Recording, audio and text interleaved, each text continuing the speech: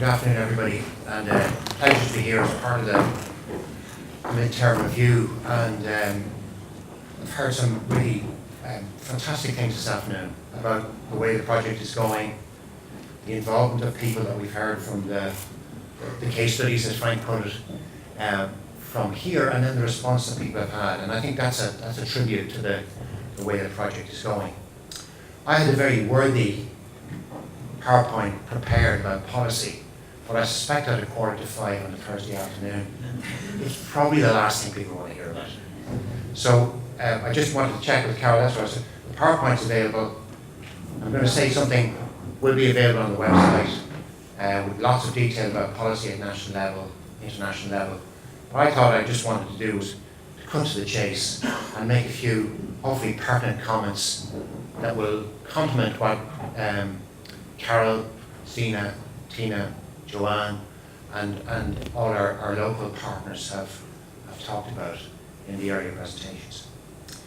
So what was our remit, if you like, was to look at policy, the policy context in which the GeoparkLIFE project works, the context in which BAME and the B2 element of conservation of the Burren Ecotourism Network, the B2 demonstration sites, and the B3 community projects, that policy context in which they operate. And it is, as Frank probably in this slide demonstrated much more effectively than I was going to do in about 20 slides, it's a tangled web with which we're seeing the integration of policy that originates, policy and legislation going together, if you like, that originates some of it at European level, like Habitats Directive and so on, at national level, like, for example, national monuments legislation.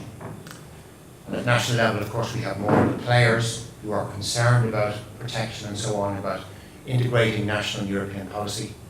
And then we come to the local level, where again, there is a range of policies at play, influencing the way a project like the GeoparkLIFE project that's trying to go, as Tina put it very well, towards an integrated management, towards sustainable tourism, integrating conservation tourism.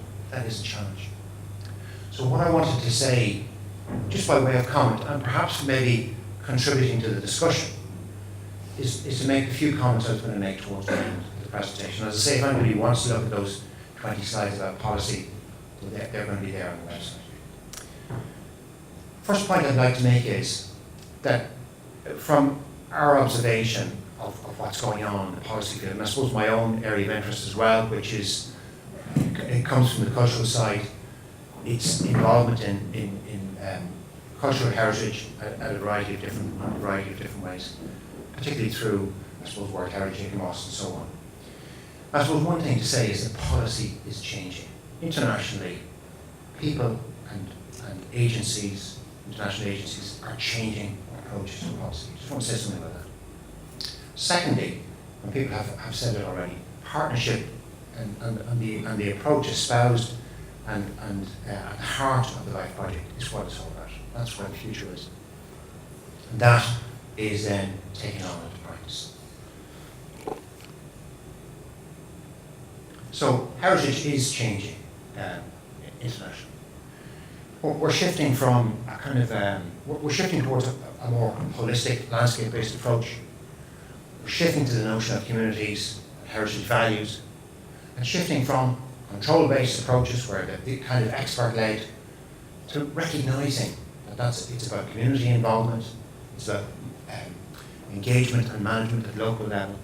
It's about recognizing that things are going to change, but how do we sustain and keep what we want for the best to be into the future?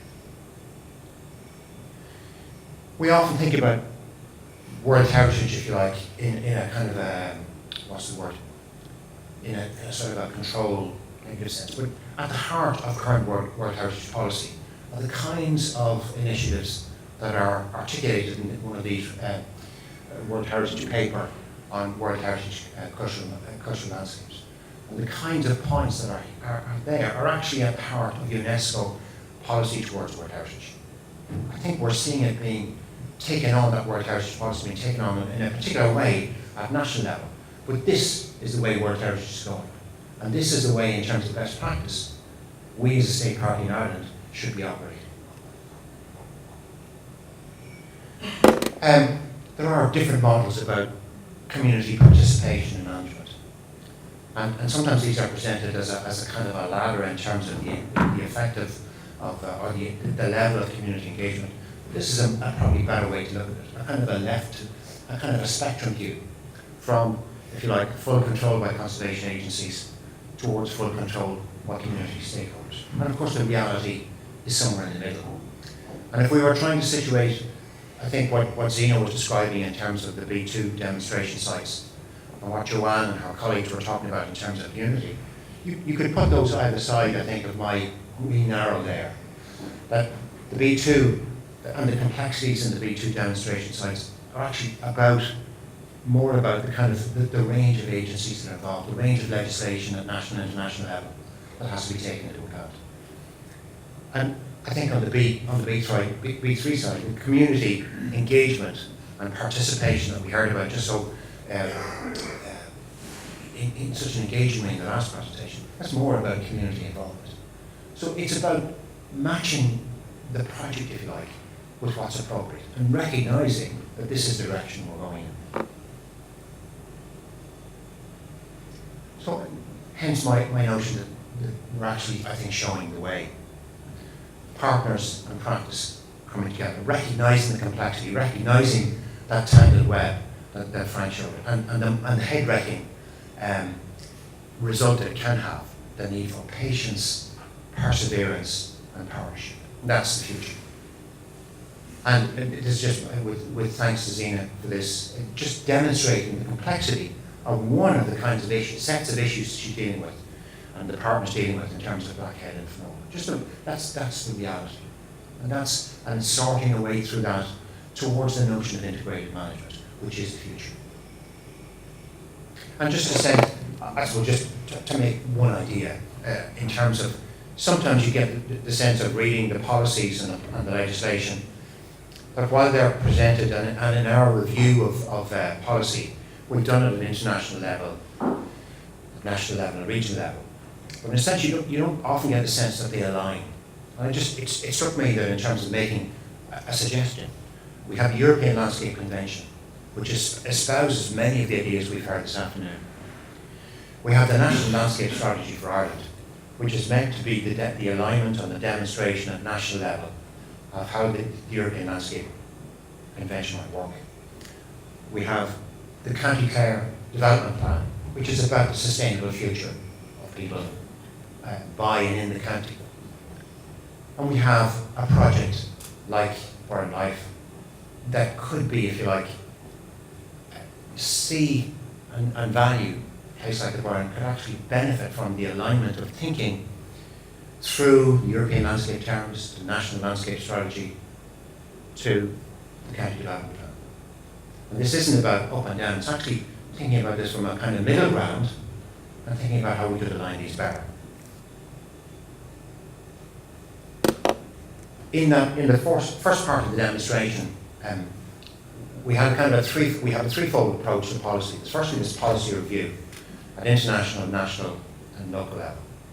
But secondly, asking the partners involved in the project, and indeed a wider participating group as well.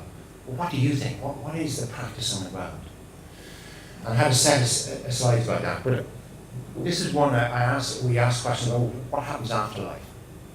What's going to happen after the life project? And these are anonymous comments that 3 different people made.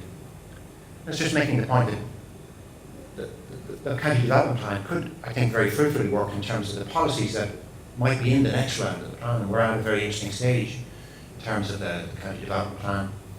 It ends in 2015, but of course the planning by Clare County Council has already started actively towards the next phase. Very much part of what the LIFE model is about is providing transferable models of practice, as we've heard. And the critical thing it does is that it has established a partnership model. And that's really what's going to be critical for the future. And of course, it would be, I think, remiss on the day that's in it, and as a prelude to what the presentation we're going to hear this afternoon, to raise the question of the potential of the geoparks in itself as a model for the future, given the link between UNESCO and the global geoparks. And I've just taken a couple of things about what do geoparks do? What are their essential elements? And I suspect we'll hear more about that later on. The notion of effective management, program of implementation, and bringing together people in this way for a sustainable future, which involves ecotourism, but recognises the asset of the geological heritage, but more broadly heritage, as the asset on which sustainable tourism is built. Thank you very much.